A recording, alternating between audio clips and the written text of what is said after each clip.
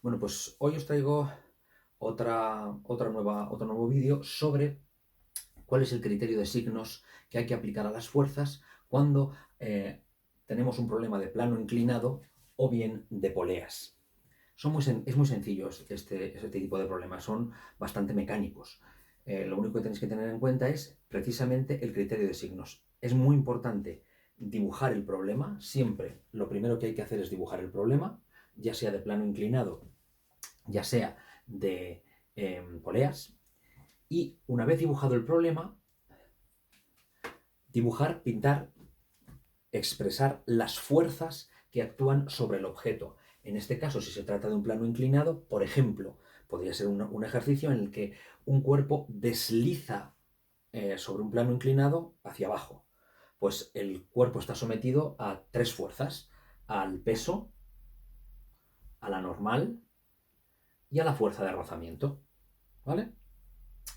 Como podéis observar, estas tres fuerzas no van en las direcciones o del eje X o del eje Y. Si nosotros trazamos el eje X y el eje Y, siempre el eje Y perpendicular a la superficie del plano inclinado y el eje X siempre paralelo al plano inclinado, es decir, en la dirección del movimiento, como podéis observar, la normal sí va en la dirección del eje Y, la fuerza de rozamiento sí va ya en la dirección del eje X, pero el peso no va en la dirección ni del eje X ni del eje Y. Pues para eso tenemos la descomposición de fuerzas, para que la suma de las dos fuerzas en las que descomponemos el peso, P sub X y P sub Y, su suma nos da precisamente P.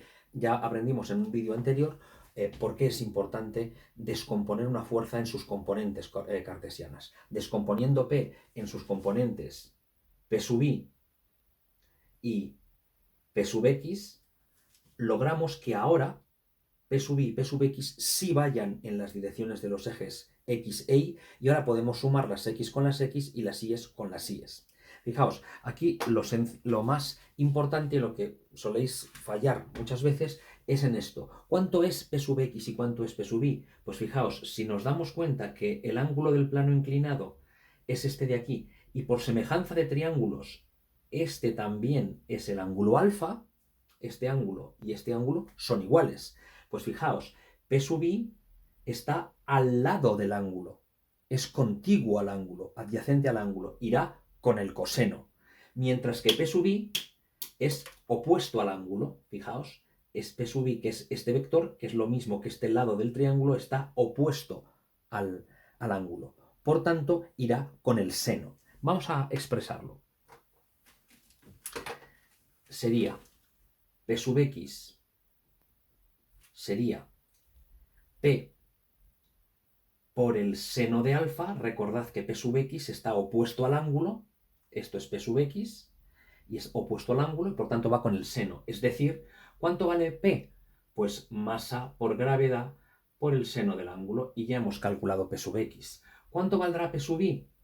Lo mismo, P por el coseno del ángulo. Recordad que P sub Y es adyacente, pegado al ángulo, por tanto va con el coseno. Pues será mg por el coseno de alfa. Y ahora, simplemente, si recordamos que la fuerza de rozamiento, que es la otra fuerza que nos queda, es mu por la normal, siempre mu por la normal, y en este caso la normal se contrarresta con P sub I, es decir, la normal es lo mismo que P sub I, y P sub I ya lo acabamos de expresar, es mg coseno de alfa. Por tanto, F sub R será mu por mg coseno de alfa. Para resolver estos problemas de dinámica es muy sencillo. Simplemente aplicamos la segunda ley de Newton, que nos dice que la suma de todas las fuerzas es igual a la masa por la aceleración, y lo único que tenemos que hacer es aplicar esta segunda ley de Newton tanto en el eje X como en el eje Y. Si lo aplicamos en el eje X, ¿cuál será el balance de fuerzas? Fijaos, tenemos en el eje X tenemos una fuerza que va en la dirección del movimiento, por tanto positiva. Ese es el criterio de signos. Fuerzas que van a favor del movimiento son positivas. A favor del movimiento las consideramos positivas. En contra del movimiento, pues las vamos a considerar negativas. Por tanto, fijaos, en este caso, en el eje X tenemos una fuerza P sub X y una fuerza F sub R, que van en las direcciones del eje X. Pero esta va a favor del movimiento y F sub R va en contra del movimiento. La fuerza de rozamiento siempre va en contra del movimiento. Por tanto, en el eje X, el balance aplicando la segunda ley de Newton será P sub X menos F sub R es igual a la masa por la aceleración. Ya sabemos cuánto vale P sub X, ya sabemos cuánto vale F sub R, pues ya está. Y en el eje Y, por el contrario, fijaos, tenemos también dos fuerzas. Tenemos la normal y tenemos P sub I, pero están balanceadas, es decir, no puede una más que la otra. ¿Por qué? Pues porque el cuerpo desliza hacia abajo, pero no sube ni baja, lógicamente. Por tanto, en el eje Y tendremos normal menos P sub I igual a 0. Porque no hay movimiento en el eje Y, solamente hay movimiento en el eje X. Es decir, esto nos dice simplemente que la normal es igual a P sub I, que es lo que hemos hecho aquí. Que la normal es igual a P sub I. Justamente esto. Y ya simplemente sustituyendo, pues resolvemos el ejercicio porque nos pedirán seguramente la aceleración o la fuerza de rodamiento, nos pedirá varias cosas. ¿Vale? Vamos con la polea. Para las poleas, fijaos, cuando tenemos dos cuerpos, M1 y M2, que están en una polea y se van a mover, lo primero que tenemos que hacer es suponer el movimiento. Lo primero que hay que hacer en este tipo de ejercicios es suponer el movimiento. ¿Hacia dónde previsiblemente se va a mover esta polea? Pues si nosotros, por ejemplo, vamos a imaginar que la polea se mueve hacia acá, hacia la derecha, en sentido horario. Pues fijaos, este cuerpo baja y este cuerpo sube, ¿vale? El criterio de signos es el siguiente. Siempre a favor del movimiento las fuerzas positivas, siempre en contra del movimiento las fuerzas negativas.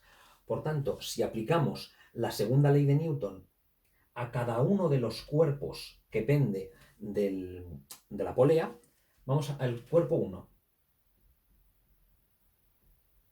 Vamos a aplicar la segunda ley de Newton al cuerpo 1. Hemos dicho que las fuerzas a favor del movimiento son positivas y las fuerzas en contra del movimiento negativas. Por tanto, si esto sube y esto baja, a favor del movimiento está T. En contra del movimiento está el peso de ese cuerpo. Pues T menos P sub 1 será M sub 1 por A, por la aceleración a la que se mueve este sistema. Para el cuerpo 2, pues fijaos, este cuerpo baja.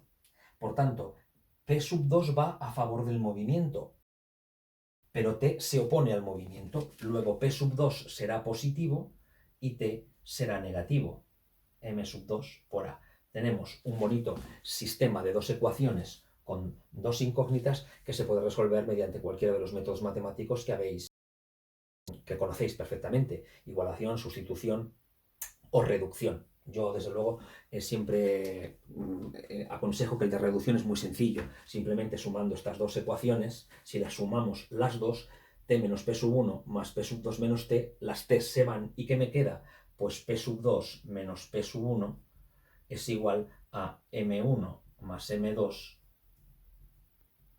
por A. Y aquí ya podemos resolver fácilmente porque podemos despejar la aceleración, que será seguramente lo que me pida, y luego, sustituyendo en cualquiera de estas ecuaciones, calculamos la tensión. Veis que simplemente teniendo en cuenta el criterio de signos y dibujando correctamente un problema de dinámica, no tiene más dificultad.